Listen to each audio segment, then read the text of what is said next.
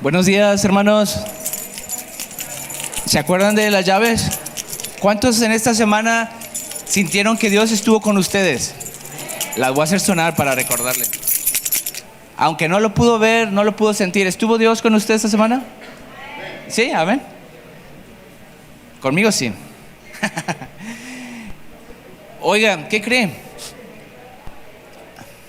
Los hermanos que están del otro lado del mundo, como usted le quiera llamar, judíos, israelitas, hijos de Abraham, los habitantes de Israel, como usted le guste llamar, vamos a llamarles judíos, ¿verdad? No es en forma despectiva, sino judíos.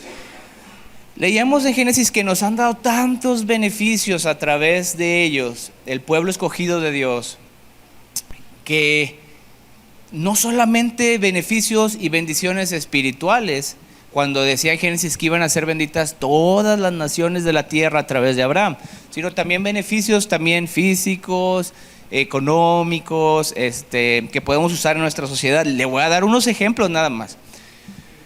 Los judíos son tan inteligentes que diseñaron una capsulita como las que usted se toma.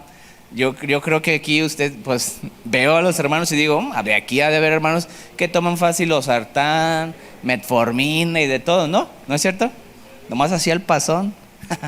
Por lo menos una tableta se toma al día. Bueno, estos judíos inventaron una capsulita que se llama Philcam. Para los que tienen reflujo o que sospechan de cáncer o algo así, se la tragan y se van a la casa. Y de repente allá, cuando hagan del baño, tienen que guardar las heces en una bolsita porque la cámara ahí va a salir. Es una cámara, hermanos, que va todo el trayecto de nuestro esófago, estómago, tomando fotos por todo el lado intestino, y al último puede diagnosticar si tiene usted cáncer o no de intestino. Hasta ese punto han llegado los judíos, y lo entregaron para uso del mundo sin patente, para hacer un mejor diagnóstico. ¿Alguien de ustedes les gusta las ensaladas? ¿Quién ha comido el tomate cherry? Le ponen de esos chiquitos tomatitos que parecen cereza, ¿no?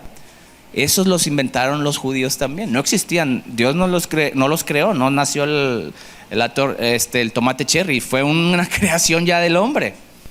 El tomate cherry, que saben bien rico en la ensalada, lo inventaron los judíos. ¿Cuántos de ustedes han usado una USB para cualquier cosa? Tareas, trabajos. Los judíos, hermanos, también inventaron la USB. De hecho, ahí la USB las tenemos todas conectadas y estamos usándolas día con día. Los discos duros, USB, todo eso los inventaron los judíos. ¿Cuántos han usado una computadora hasta ahorita? Sin miedo a la mano, no es pecado. Yo he usado una computadora. Bueno, un judío junto con una judía inventaron el primer procesador que tuvo las primeras computadoras.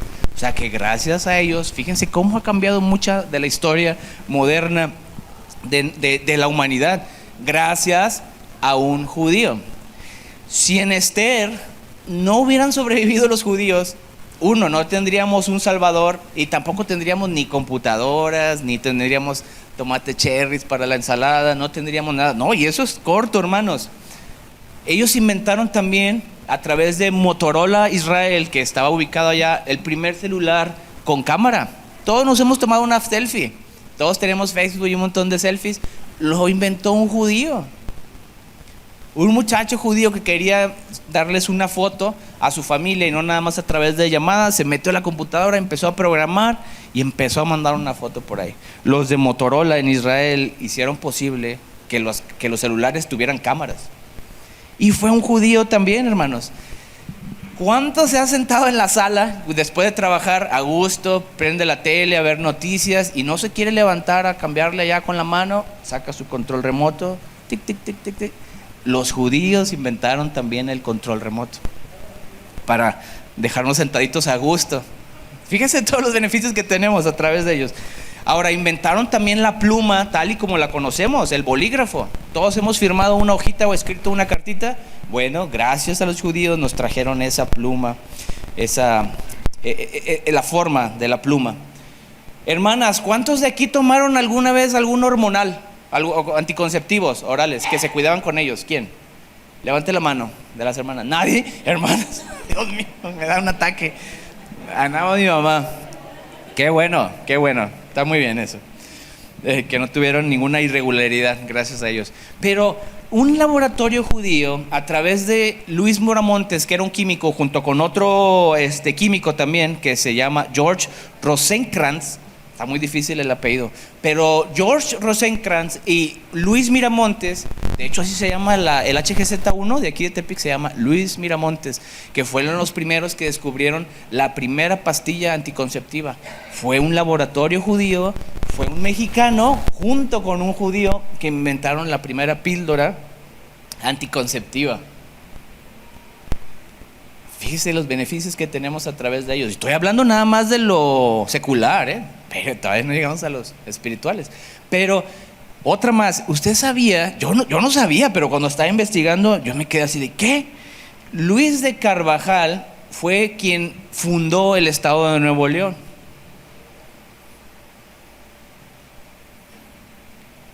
Y ese que fundó el estado de Nuevo León era un judío, hermanos, también. ¿Y cuántos han probado el cabrito? El cabrito a Monterrey. Yo lo he probado, hermanos, el cabrito, y está muy bueno. El cabrito de Monterrey, que se enorgullecen los nuevoleonenses de tenerlo, cuando le empieza a buscar así en la historia, es a través de la comunidad judía que estaba en Monterrey, en Nuevo León, que empezaban ellos a asar así el cabrito, porque era la forma en que lo hacían para si fueran los sacrificios. Así lo preparaban, y ellos eran expertos en preparar cabrito. Por una comunidad judía, y que ya se lo adjudicó Monterrey, esa es otra cosa. Y ahora, ¿cuánto les gustan las tortillas de harina? Oiga, espérame, no como las de tía Rosa, como las de mi mamá. ¿Sí las han probado o no? Las sinaloenses también es muy similar. Todo del norte para arriba tortilla de harina es buena. De Sinaloa para arriba es muy buena. De ahí para abajo es tía Rosa y no me gusta. Pero la tortilla de harina se originó también ahí, hermanos, en Nuevo León. ¿Y sabe en la historia cómo se desarrolló? Porque era la comunidad judía que hacía el mismo pan que hacía para sus celebraciones, pero sin levadura, para que no leudara. Y así, y los demás empezaron a usarla. Tenemos cabrito, gracias a los judíos. Tenemos tortillas de harinas, gracias a los judíos. Pero sobre todo esto, hermanos, tenemos a través del linaje de los judíos un Salvador, que es Cristo el Señor, amén.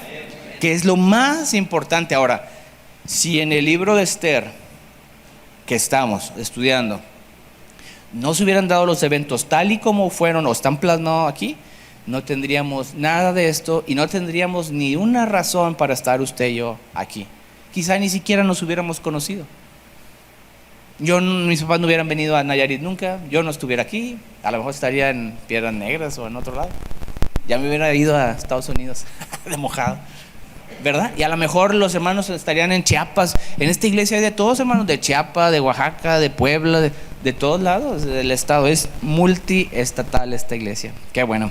Así que vamos a orar para comenzar más profundamente ahora en el libro de Esther. Ahí donde está en su sitio, vamos a inclinar nuestras cabezas. Dios, gracias, Señor, te damos en esta mañana, mi Dios, por este tiempo que nos permites para poder abrir tu palabra en el libro de Esther, Señor. Ayúdanos a encontrarte en él, a revisar, Señor, y a escudriñar tus escrituras, Señor, para encontrarte detrás de toda esta historia, Señor, que tú has puesto aquí, sobre tu voluntad. Y también, Señor, para que nosotros un día la pudiéramos leer y nos diéramos cuenta, Señor, de lo grande, misericordioso que eres y sobre todo fiel a través de los tiempos, Señor, en el nombre de Jesús. Amén. Muy bien, hermanos, pues nos vamos en el libro de Esther. Ábralo ahí en el libro de Esther, capítulo 1. Y antes de que leamos ahí el versículo 1, déjeme situarlo un poquito en el contexto histórico. A mí me gusta mucho la historia, entonces déjeme contarle un poquito. Ya habíamos hablado anteriormente que el libro de Esther, ya lo estoy aquí encontrando. Perfecto. Que se escribió entre el 466 y el 435. Bueno, en el 480, cuando nos vamos a la historia secular, hay un ejército en el imperio persa, grandísimo, hermanos, grandísimo, determinado ya a enfrentar ahora sí a todos los griegos. Acuérdense que el imperio persa era el imperio más poderoso de aquel entonces. Y en este 480 empieza a haber un rey persa, que es el rey Ciro, y luego tiene un hijo que es el rey Darío. Bueno, Darío siempre estuvo peleando contra Grecia, siempre quería conquistar Grecia, era la parte que seguía después de su imperio para hacerlo crecer más. Y un día la historia secular dice que juntó un ejército masivo, hermanos, pero grandes, 1.700.000 hombres. Imagínense, Darío se sentía imponente, 1.700.000 hombres, era un despliegue militar enorme, hermanos, como nunca antes lo había visto hasta el mundo conocido. Y en la vez pasada habíamos visto en el mapa cómo el imperio desde Egipto, Libia hasta Afganistán, Pakistán, se extendía, o sea, era un pedazo muy grande, y aún así Darío quería más. Y ahora iba a ir por los griegos. Pero los griegos, hermanos, no se dejaban. Acuérdense que primero eran los egipcios, y luego los babilónicos, y luego vinieron los persas a aprisionar a los babilónicos. Y entonces Darío, ahora lo que le seguía era nada más los griegos, era lo único que les estorbaba en el paso para conquistar más. Pero los griegos eran bárbaros también para pelear, no se dejaban. De tal forma, hermanos, que en el 550, esto es antes de Cristo, los ejércitos de Darío, el 1.700.000, se lanzaron contra Atenas, la ciudad de Grecia, para tratar de destruirlos, para tratar de conquistarlos. Va, acumula un montón de hombres, pelea, le ganan, hermano, en diferentes batallas a través de la historia de entre Persia y los griegos. Una de esas batallas importantes es la de Maratón. Y usted va a decir, ¿por qué no está diciéndole, hermano, todo esto? Ahorita, espérame, ahorita vamos a ir para allá. Esa batalla muy importante que está registrada en la historia secular, que es la historia de la batalla de Maratón, donde pues los persas fueron a atacar a Atenas, y Atenas ya se estaba viendo rebasada, y un hombre que se llamaba Filipides decidió ir a pedir ayuda a la ciudad de Esparta. Y allá no había que creer que camiones, taxis, Ubers, InDriver, ni bicicleta, ni motos, ni itálicas, no había nada, hermanos, era a pie y córrele. Y desde ahí surgió la carrera por eso le llamamos nosotros los maratones, porque en esa batalla de Maratón Filipides corrió desde Atenas hasta Esparta, y son 30 kilómetros, y se los aventó corriendo. ¿Han corrido un maratón alguna vez usted? ¿Cuánto es de aquí? ¿Cuánto son 30 kilómetros? Porque uno dice, oye, pues, ¿cuánto? Para darnos una idea, es como ir corriendo de aquí a Compostela. Compostela son 28 kilómetros, 38, 36 kilómetros, 6 kilómetros más a Compostela, pero es casi llegar a Compostela corriendo, hermanos. No llego yo ni aquí a la Zapopan corriendo. Es más, ni al depósito de aquí de la esquina. Pero Filipides corrió hasta allá, por eso se hizo famoso. Y los espartanos entonces fueron a ayudar a los de Atenas. Usted ya lo vio, estoy seguro que ya lo vio. ¿Cuánto han visto las películas de 300, por ejemplo? La de los espartanos que defendieron a Atenas y a todo el mundo griego, y le pusieron un hasta aquí al rey de Persia. Todo esto pasó en la historia secular, hermanos, mientras estaban desarrollando los eventos del libro de Esther. Pero ¿qué cree? Darío murió. No pudo conquistar nunca su sueño de tener a Grecia en sus manos. Murió. Pero tenía un hijo. Y Darío tenía un hijo que se llamaba Jerjes. Y entonces toda la responsabilidad ahora cayó en el hijo. Y el hijo decía, pues tengo que ir a conquistar Grecia, porque es nuestro único paso hacia allá, hacia arriba, hacia Europa. Y entonces, hermanos, se propuso también en su corazón el rey Jerjes destruir y atacar a los griegos, ir por ellos también. Eso fue en el 519 más o menos. Pero cuando intentaba ir por los griegos, los de Egipto acá abajo se rebelaban, y entonces los primeros años Jerjes tuvo que ir a someter a los egipcios y a los de Babilonia para luego intentar ir a atacar a los griegos. ¿Por qué es importante ver eso? Porque en el capítulo 1 de Esther nos habla precisamente de ese rey, y luego nos empiezan a decir ciertos años en los que están pasando diferentes cosas a lo largo del capítulo 1, y vamos a ver por qué se está esperando en este caso el rey Asuero, tanto tiempo para realizar sus cosas. Entonces, prepara ya un ejército, hermanos, de 250,000 soldados. Ya sometió a los egipcios, a los babilónicos, y ahora dice, a través de la actual Turquía, voy a ir a conquistar a los griegos. Y prepara un ejército, pero grande, hermanos, 250,000 hombres. Es como la mitad de Tepic, de hombres, de a pie, con una espada, listo para ir a darles cuello a los griegos. Y empiezan a pelear, y empiezan a pelear. Los griegos nunca se dejaron. Persia nunca se movió ni un pasito hacia allá, aunque conquistó algunas ciudades, no a todas. Y empezaban a atacar y atacar. La batalla de las Termópilas, que está en la historia secular, donde no ganaron los de Persia. Está otra batalla, la de Salamis, donde el rey de Persia, hermanos, quería intentar destruir a Grecia por el mar, pero nunca pudo, y le ganaron al rey Jerjes. 300 barcos en esa batalla le destruyeron al rey Jerjes. Es decir, les digo todo esto para que usted sepa que había siempre un antecedente histórico de enemistad de los griegos contra los persas y los persas contra los griegos, hasta que en la historia se levantó un muchachito que la historia le puso Alejandro Magno, que fue un gran estratega militar y dominó todo, conquistó a Persia, hermanos. En lugar de que Persia conquistara a los griegos a través de Alejandro Magno conquistaron a Persia, y se fueron no solamente a Persia, sino empezaron a Asia, India y otros más países para agregarlo. Es el mayor conquistador de toda la historia de la humanidad, Alejandro Magno. Ya no pudieron con él. Y ahora, usted se va a preguntar, ¿qué tiene que ver esto con el libro de Esther? Estas batallas, este Jerjes, ¿qué tiene que ver Alejandro Magno? Bueno, este Jerjes del que nos habla la historia secular, porque es un nombre en persa, su nombre en hebreo es, los judíos le pusieron Asuero. Y si vamos a empezar a leer Esther 1:1, dice ahí, aconteció en los días de Asuero, el Asuero que reinó desde la India hasta Etiopía, es decir, nos está diciendo ahí desde dónde era todo el imperio persia. Miren, desde la India hasta Etiopía, o sea, África, parte superior de África, hasta casi ya metidos a Asia. Este es el rey Asuero, hermanos, que peleó contra todos los griegos y al último perdió el imperio persa. Pobrecito. Yo no sé si a usted le gusta o le emociona la historia. A mí sí. ¿Sabe por qué? Porque la historia secular, deje la Biblia, la historia secular dice que estos eventos se presentaron con punto y coma.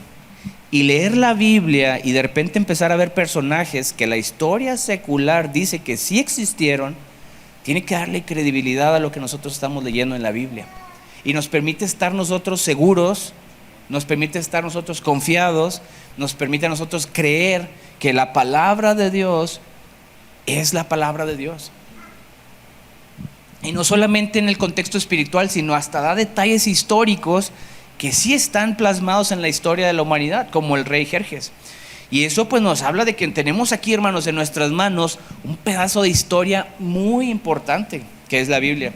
Y ahí lo podemos encontrar. Entonces, versículo número 1, ahí nos ponemos e iniciamos. Dice, aconteció en los días de Asuero, el Asuero que reinó desde la India hasta Etiopía, sobre 127 provincias. 127 provincias. Esther 1:1, hermanos, no empieza como cualquier otro libro en la Biblia. ¿Se acuerdan cuando vimos Jonás, que tampoco empezaba como cualquier otro libro en la Biblia? Esther, lo único que hace en el 1 es describirnos todo el reino expansivo. Lo que nos quiere dar a entender el autor era cuán grande era Asuero, cuán grande era el reino de Jerjes o el rey Asuero. ¿Por qué? Porque quería darnos una impresión de cuánta autoridad y cuánto poder tenía el rey Asuero en ese momento, para todo lo demás que se va a ir desenvolviendo en el libro de Esther. Hermanos, Esther no es como los otros libros. Por ejemplo, vemos Génesis 1:1, que es el libro de la creación. Vemos, en el principio creó Dios los cielos. habla de cielos, habla de Dios. En el Éxodo, si nos vamos y le damos vueltas a las hojas, vamos a ver cómo escogió un pueblo y cómo este pueblo se empezó a multiplicar. Y luego Éxodo, Levítico, Números, las leyes, todos los mandamientos y preceptos que deberían seguir. Y luego nos vamos a Josué, cómo pasan el río Jordán, cómo pasan hacia la tierra prometida. ¿Se fija cómo todos los libros empiezan siempre con la historia sobre Dios, Dios y su pueblo? Cualquier libro que usted quiera escoger. Ezequiel, por ejemplo. Ezequiel habla sobre Dios, que se le aparece a visión en Ezequiel. Ezequiel ni siquiera, la Biblia no dice que Ezequiel estaba orando, que estaba pidiendo una visión. No, era un día ordinario para Ezequiel y de repente, ¡fum!, se le apareció Dios en visión.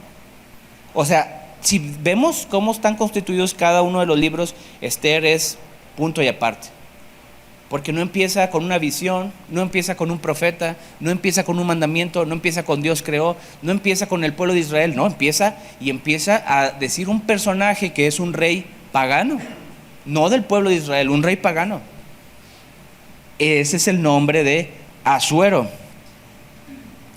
Y ahí no solamente nos dice, bueno, era rey, y rey desde la India hasta Etiopía. Usted dice, son 2 líneas, pero si ven el mapa de India hasta Etiopía es mucho territorio, demasiado territorio. O sea, es decir, reinaba sobre mucho pueblo. Tanto que eran 127 provincias. El autor nos pudo haber dicho, era Asuero, rey de Persia, y reinaba sobre muchos lugares. No, nos dice sobre 127 provincias, es decir, era rey y era un rey poderoso, un rey que tenía mucho bajo su mandato. Y hermanos, y es que Jerjes Asuero es el nieto del rey Ciro. La historia secular dice que el rey Ciro ha sido el rey más grande de todo el imperio persa, babilónico, caldeo. El más grande. Ciro el Grande, dice la historia. Y fue Ciro quien, hagan de cuenta que fue Nabucodonosor. Le voy a dar un plaquito de historia en resumen. El pueblo de Israel pecó, fue castigado por Dios. ¿Cuál fue el castigo? El exilio. Vino Nabucodonosor en Babilonia. Nabucodonosor se los llevó cautivos a ver si así aprenden. Y ya estando en Babilonia, después llega toda la dinastía de Ciro. Dicen, babilónicos, nosotros somos los persas. Trácatelas. Pobre Israel, estaba siendo esclavo de Babilonia y luego después llegó otro y ahora fue esclavo de Babilonia y esclavo de Persia. Y luego llega Ciro, cuando dice pasan 70 años de esclavitud y Dios trata con Ciro, que es un rey persa, pagano, no del pueblo de Israel. Y entonces dice Ciro, para que se cumpla la palabra que nos dio Jehová, porque empezó a creer en Jehová también, dejó ir al pueblo judío hacia Jerusalén. Les dijo, ya no son esclavos, váyanse y levanten un templo, porque Dios dice que ustedes tienen que levantar el templo. El segundo templo de los judíos que fue destruido por los romanos. Fue tan bueno Ciro que dejó, ¿quién deja ir? Faraón no dejó ir al pueblo de Israel. Ciro sí lo dejó ir. Y luego viene Darío, su hijo, y luego después de Darío viene Jerjes o Asuero. Y ahí es donde estamos, hermanos. Muchos judíos regresaron a Jerusalén, entre ellos Esdras, Nehemías, para construir las murallas, para construir el templo. Pero muchos otros se quedaron ahí en Persia, no quisieron regresar, y ahorita vamos a entrar más allá en detalle. Pero si usted y yo hubiéramos estado en ese exilio, nos daríamos cuenta que todo el tiempo nuestros padres nos enseñaron es que es un Dios poderoso, que nos sacó de Egipto, que nos hizo esto, el otro. Pero usted está viviendo en una realidad donde por 70 años mínimo han estado siendo esclavizados, cautivos. Y esa parte es difícil. ¿Por qué tenemos que verla esa? Porque nos tenemos que poner en los zapatos de los personajes que vamos a ver. A pesar de que los judíos se pasaban de generación en generación la información sobre el Dios poderoso que los había escogido, ellos llevaban 70 años en el cautiverio, viviéndola al día.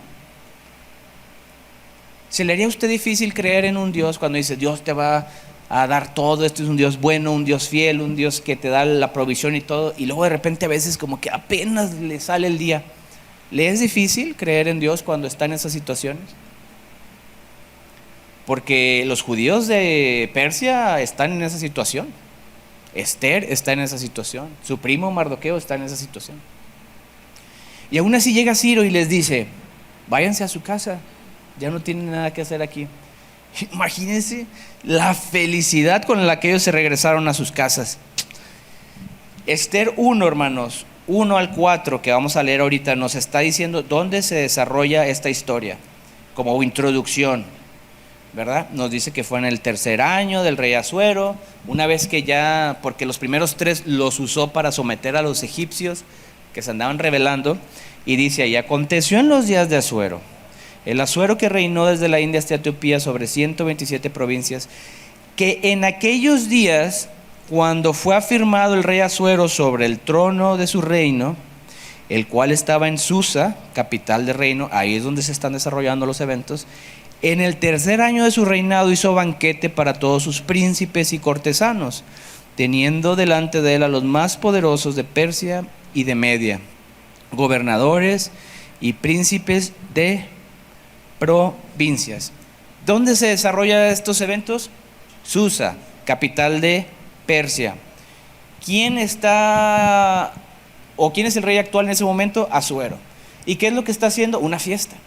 Empieza el capítulo 1 diciendo que está haciendo un banquete para todas estas personas que son sus gobernadores. Como decir, si el presidente llamó a los diputados y a los gobernadores y a los senadores: vénganse, acá les tengo lista una fiesta para todos ustedes. Y si vemos el libro de Esther, hermanos, al principio, en medio y al final, vamos a encontrar que había fiestas y fiestas. Es decir, la historia de Esther se lleva en medio de fiestas y banquetes, que son algunos incluso hasta tácticas para poder hacer algunas cosas, hermano. ¿Por qué? Usted se preguntará, ¿por qué entonces dice aquí que en el tercer año de su reinado hizo banquete? ¿Por qué en el año 3? ¿Por qué no si se fue rey luego a la semana hizo el banquete? Porque en la historia secular, Asuero o Jerjes, cuando ascendió al trono, hermanos, los egipcios no lo querían y entonces empezaron a rebelar, y Jerjes dijo: no, ahorita fiestas no, vamos a ir a someter a nuestros súbditos, y por 3 años se fue a darle a los egipcios y a los babilónicos, y después de ahí, ya que los sometió, ahora apunta hacia los griegos. Después del tercer año, Asuero o Jerjes quiere ir ahora por los griegos, ya no al sur, sino al norte, y ahorita vamos a ver por qué. Pero en estas fiestas, hermanos, dice aquí que estaba preparando un banquete a todos sus príncipes y cortesanos. ¿Cuál era el propósito de esta fiesta? Relajarse, disfrutar, acaban de derrotar a los egipcios, acaban de derrotar a los babilónicos, ya los sometieron. Esta fiesta es para celebrar. El versículo 4 dice: para mostrar él las riquezas de la gloria de su reino, el brillo y la magnificencia de su poder por muchos días, 180 días. No es para recompensar a sus generales, no es para recompensar a sus capitanes, ni a su ejército: gracias por someter a los egipcios. No, el rey Asuero, hermanos, era un hombre orgulloso. Un hombre orgulloso que quería demostrar y decir: vean, soy yo Asuero, vean lo que tengo, vamos a hacer fiesta. Y no una fiesta cualquiera, vamos a durar 6 meses de fiesta, vámonos. 180 días. La historia secular también dice que estaban en fiesta, pero esos 180 días los estaban usando también para preparar su ataque a los griegos que estaban ahora arriba. 180 días. ¿Se acuerdan de mi tío Carlos, que vino la semana pasada o antepasada, verdad? Pues yo les dije: vénganse, vamos a comer un día en la casa, ahí ponemos un asador y nos bañamos y todo, vénganse. Y ese día salí de trabajar en la mañana, y que córrele y que ve por la carne para ir a asar, y que ve al mercado porque no había para salsa. Fui, compré tomates y puse el asador, y como Aarón los aventé ahí, dije: a ver si sale la salsa.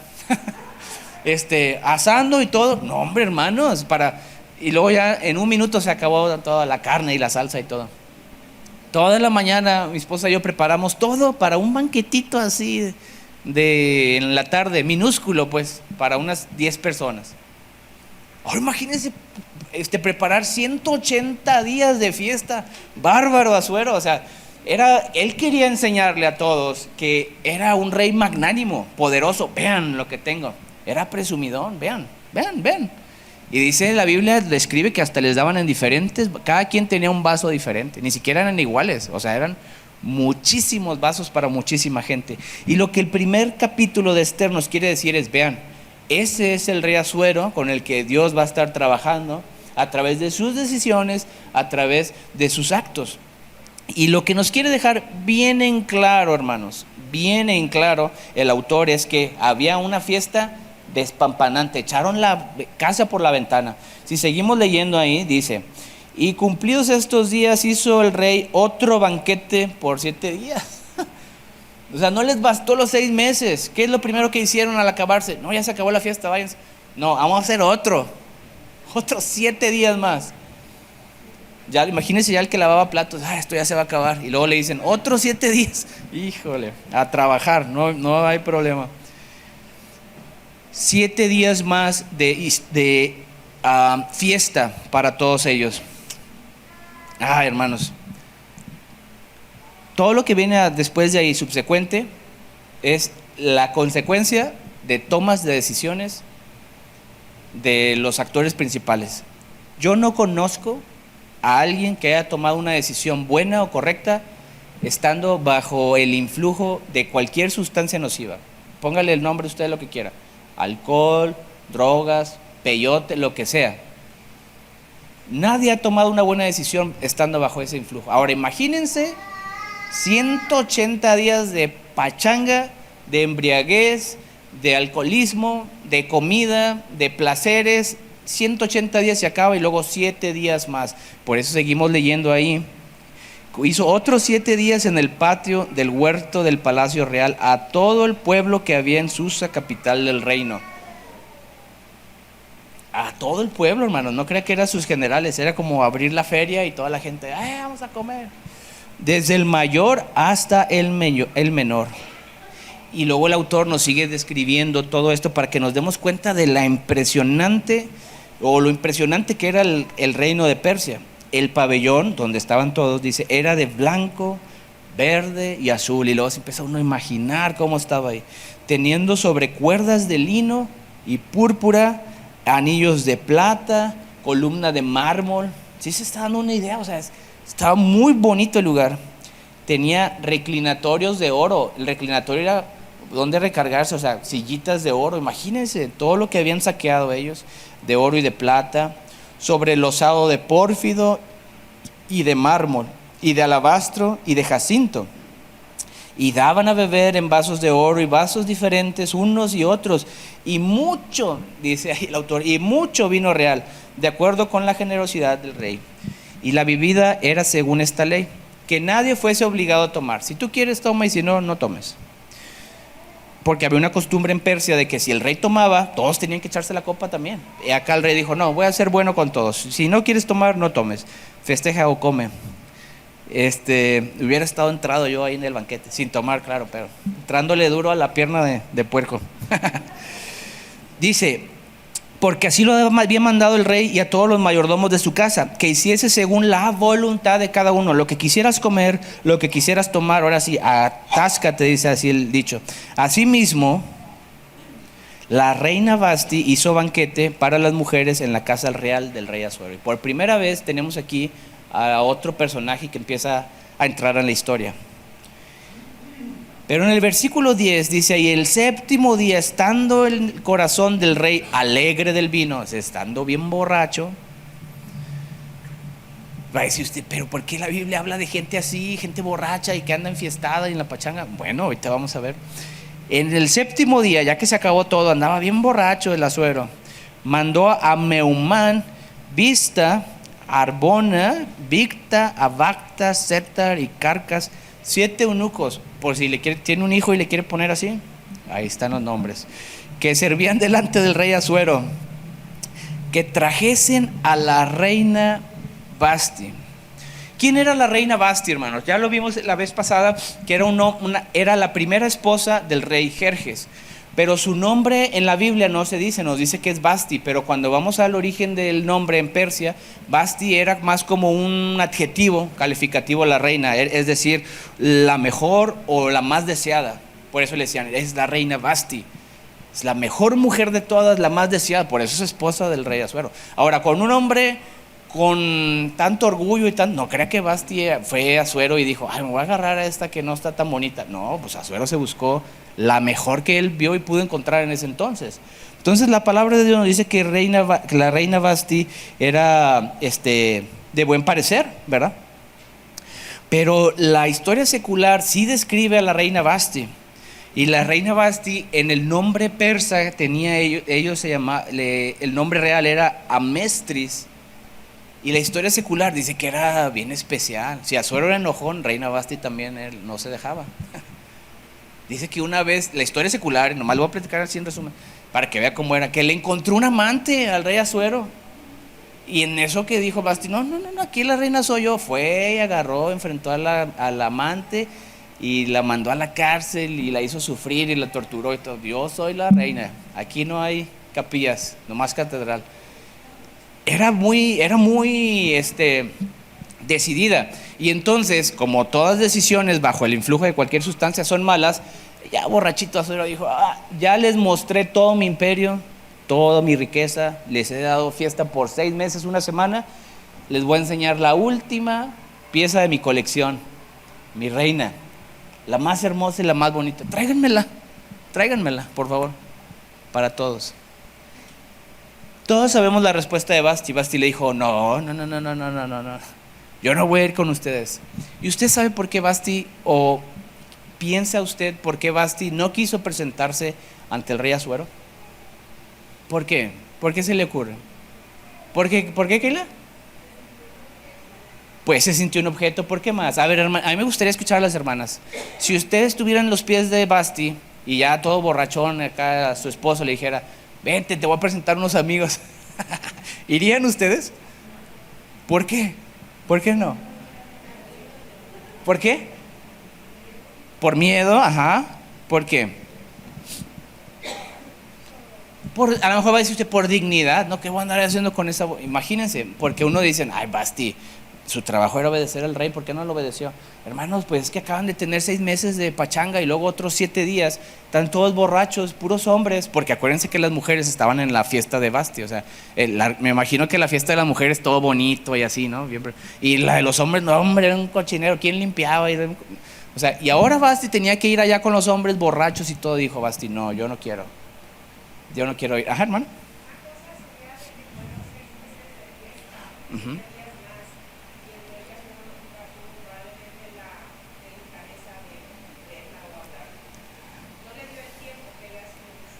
¿Qué dijo? No me hablaste, yo no te hablo tampoco. Me la pagas. Por dignidad, Vasti dice, yo no voy a ir con ellos, yo no quiero estar ahí. Ahora, imagínense usted, hermana, meterse a un edificio lleno de borrachos. Y no borrachos de un día, llevan 7 días borrachos, mínimo. 7 días borrachos. La historia secular dice que Vasti, probablemente la reina Amestris, estaba en ese momento embarazada de un hijo de Jerjes, y que por eso estaba indispuesta y que no quería ir allá. Pero eso dice la historia secular. La Biblia no nos dice un motivo real, pero podemos imaginarnos que es por dignidad, hermanas. ¿Quién se va a querer ir a meter a un cuarto de puros borrachos para que la traten como un objeto, para que desfile? Así, véanla, desfile, esa es mi mujer. Nadie se va a sentir. Una cosa es que usted les diga a sus amigos, miren, esta es mi mujer, qué hermosa está, y así, ¿no? Y orgullosa de ella. Y otra, mostrarla como un objeto, como lo quiso hacer Asuero. Así es que Vasti le dijo no. Y ahora Asuero está bien enojado. Sí. Estaba pensando si Vasti sabía a lo que se arriesgaba, si decía que no. Hasta ese momento no había ninguna ley que dijera, pero sí había ciertas costumbres donde decía nada más que la palabra del rey era del rey. Incluso había una costumbre que si el rey decía tráiganmela, tenía que venir. Nadie podía ver al rey, de acuerdo a la costumbre persa, a menos que él lo mandara a llamar. Pero si alguien llegaba y se le ocurría, voy a ir a ver al rey, y entraba al cuarto donde estaba el rey, sin haber sido llamado, cuello. Por eso la ley era, si el rey te llama, pues tienes que ir, pues es la ley, ¿no? Y Vasti, de acuerdo a la costumbre, tenía que ir, pero decidió, se rebeló.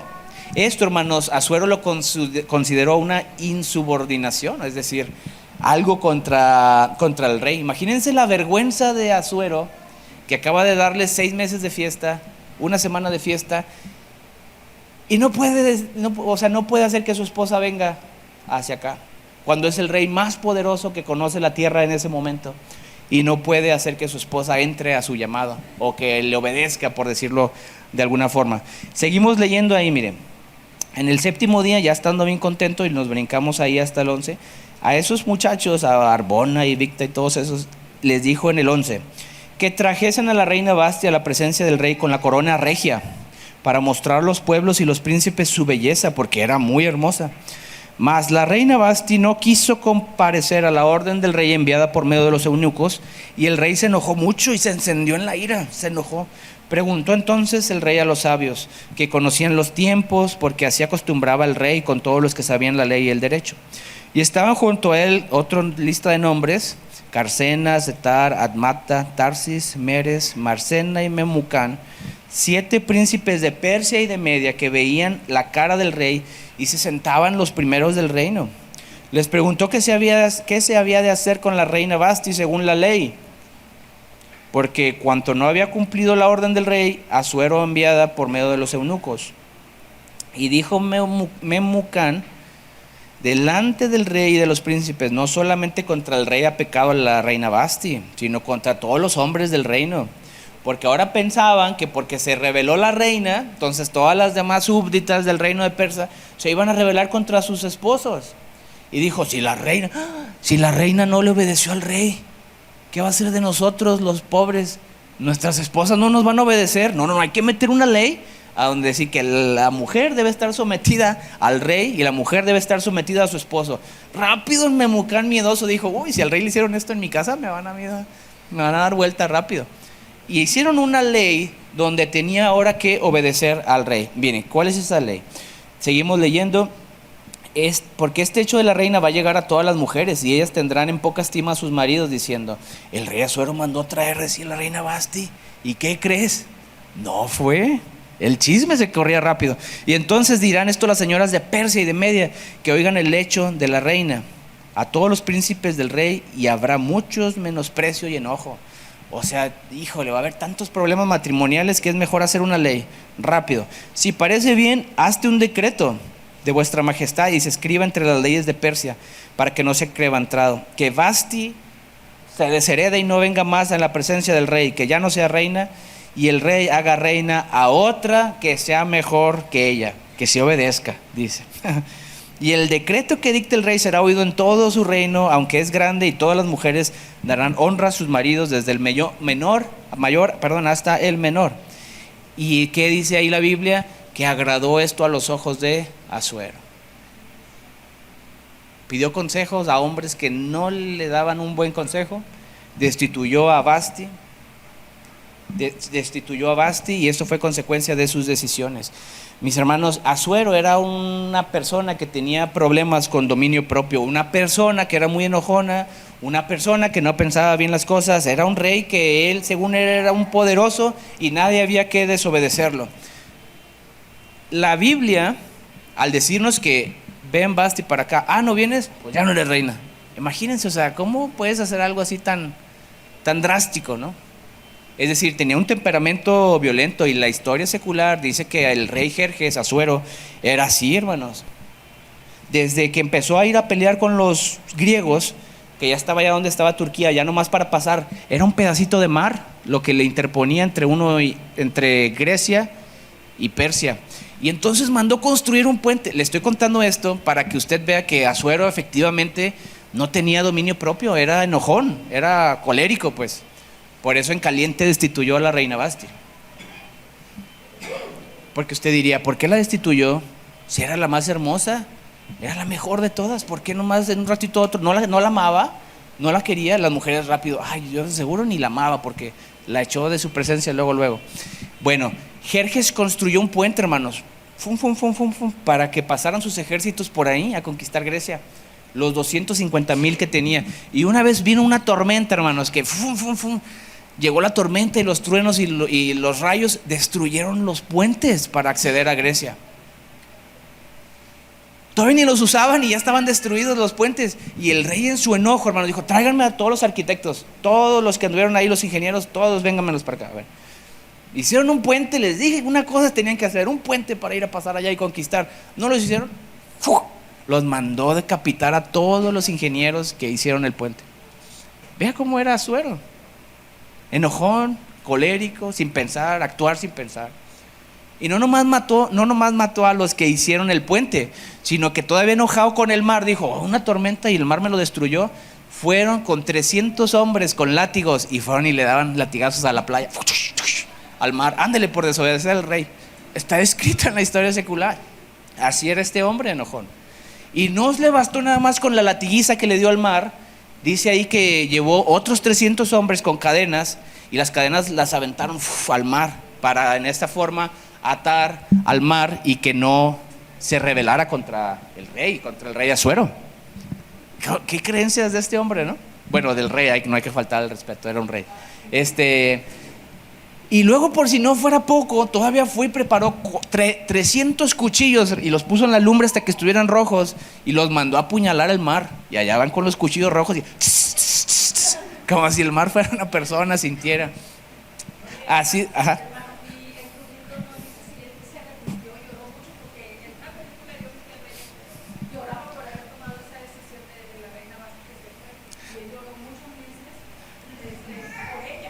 Ajá. Mamucán, sí. Sí. Sí, como que estaba un poco amargadón. Entonces, Mamucán, como dijo: no es mi esposa, no es mi matrimonio, pues que se echa a perder el tuyo, no el mío, ¿verdad? Por eso hizo esa ley, Mamucán. Pero efectivamente, hermana, de hecho en el capítulo 2:1 dice ahí que después de que pasaron todas estas cosas, dice que el rey Asuero se acordó de la reina Vasti. O sea, chin, ¿qué hice? Y no hice nada más, se acordó de la reina Vasti, sino lo que había hecho, es decir, la consecuencia de su decreto. Ya no tenía esposa. Para los que están pensando: yo viviría bien sin esta mujer que está aquí al lado mío, al paso del tiempo usted va a decir: ay, no, mi esposa, Dios mío, ¿qué tal si un día se la quita el Señor? A lo mejor ahí sí va a decir: ay, Señor, no, ¿por qué? Pero sí era un hombre colérico, era un hombre enojón. Nomás de ver cómo actuaba, hermano, uno piensa y dice: con razón corrió a Vasti. Se sintió que no le hicieron caso, se sintió traicionado y vámonos, ¡fum!, la mandó. Y entonces, ¿por qué se enfadó tanto el rey, hermanos? ¿Será porque no le hizo caso nada más Vasti? Acuérdense que el versículo 4 del capítulo 1 dice que quería mostrar su grandeza ante las demás personas. Y quería demostrarles que él era lo mejor y que tenía lo mejor. Y su cereza del pastel no vino a la fiesta porque la desobedeció, porque no quiso, hermano.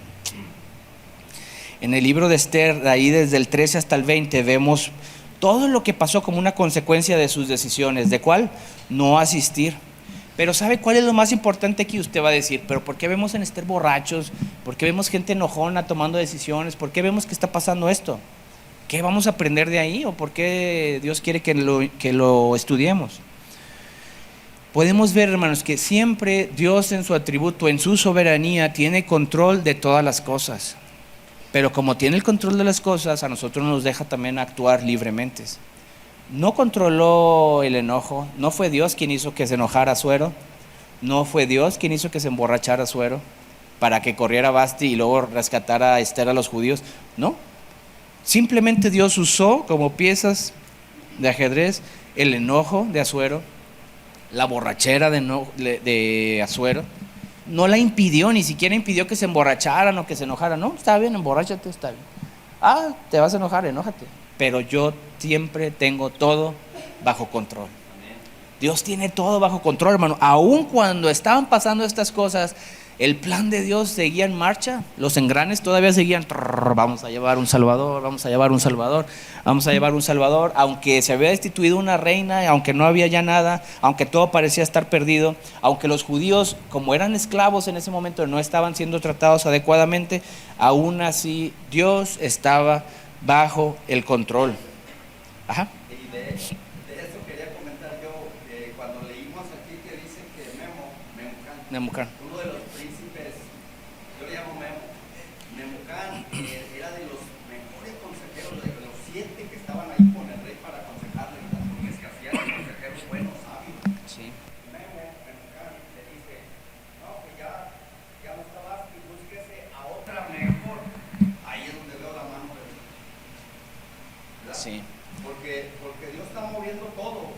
permite todo para que sus planes se cumplan. Porque a veces decimos, no se menciona la palabra Dios, pero cuando estás leyendo, te das cuenta que ahí está. Cuando dice aconteció, como empieza el libro, está hablando de la historia, tal vez secular, de lo que estaba pasando, pero que autentica la palabra de Dios y la historia de los judíos para decirnos que esta historia está entremezclada porque los planes de Dios así lo quisieron. Y ahora va a salir algo bueno porque hace falta una reina y ahí viene lo mejor todavía. Lo que podemos, sí, exactamente, lo que podemos ver del final del capítulo 1.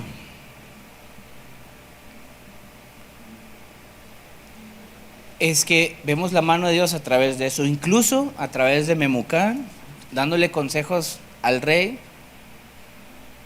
Vemos la mano de Dios corriendo a Vasti. Y usted va a decir, pobrecita Vasti, ¿qué tenía la culpa ella? Dios usa todas nuestras circunstancias que pasan a nuestro alrededor para cumplir sus propósitos y su plan, hermanos. Y entonces todas las decisiones que nosotros tomemos en esta tierra siempre van a tener una consecuencia, siempre, buena o mala, pero siempre. Y Dios las va a usar para cumplir nuestros propósitos. Nos deja que aprendamos por nuestra propia cuenta. Pero aquí Asuero tomó una decisión, correr a la reina Vasti. Y como iniciamos en el capítulo 2, dice que se empieza a acordar de ella y se lamentó haber corrido a Vasti. ¿Le ha pasado alguna vez que tomó una decisión incorrecta y al tiempo se arrepintió? A mí sí, mucho. Déjele cuento una historia rapidísimo. Yo pues voy a trabajar y uso el carro para todos lados. Y a veces que no tengo tiempo y el otro no llevaba a hacer el servicio a mi carro. Dije, todavía aguanta. No prende nada en el tablero, prende, avanza, sirve. Y no le hacía el servicio, no sé por cuántos, no sé, según deben de hacerle cada 10,000 kilómetros, creo, ¿no? El servicio. Pues el mío decía en el carro menos 25,000. O sea que ya habían pasado, yo creo que mínimo 10, como eran como 40,000, yo creo. Y dije, ya tengo que ir, porque un día fuimos a Santa María y al frenar se escuchó las balatas. Dije, no, ya vámonos. Lo puse en el servicio. Y el servicio normalmente yo lo llevo, como es un carro ya viejito, me cobran 2,700 pesos por el servicio. Porque le tienen que cambiar todo, pobre, ya está bien viejo. Tiene ya como 10 años, ¿verdad? El carro. Pero yo decía, no, ahorita no, luego. Y pues al último cuando lo llevé, hermanos, que le encontraron que si tenía una manguera no sé qué, y que otra manguera estaba no sé cuánto, y que total que un montón de cosas le sacaron al pobre carro. Consecuencias de mis actos de decir, no voy a ir a hacer el servicio preventivo hasta que esté mal, ya lo queremos llevar. Y lo que iba a ser un costo de 2,000 pesos, salió costando como 11,000 pesos, hermanos. Ahora, eso es dinero, pero ahora imagínese usted que Asuero dice, lárgate de aquí, Basti, no te quiero ver más. Y cuando ya nadie le da amor, cuando tiene todo lo que podría querer un hombre, un reino, un ejército, de todo, pero no tiene nadie que le dé un abrazo. Mujeres tienen, porque vamos a dar cuenta que hay un harem ahí, de que puede disponer de cualquier mujer, pero no tiene reina, alguien que le esté dando amor, alguien que esté dando abrazos, alguien que le esté llenando su tanque emocional, y Asuero está triste. Por eso el versículo 1 del capítulo 2 vamos a ver que Asuero se acuerda de la decisión mala que tomó al principio. Pero esa decisión, aunque fue mala para Asuero, aunque fue mala para Vasti, porque Vasti, dice la Biblia que la corrieron y nunca más se vuelve a oír nada de Vasti, nunca más volvió a entrar al palacio, nunca más se hizo nada con el rey. Entonces, aún así usó Dios eso para salvar al pueblo de Israel y tener la misma historia. ¿Quiere usted saber cómo escogieron a la próxima reina? No se pierda el próximo capítulo. El siguiente domingo a las 10 de la mañana estamos aquí para aprender más. Vamos a orar.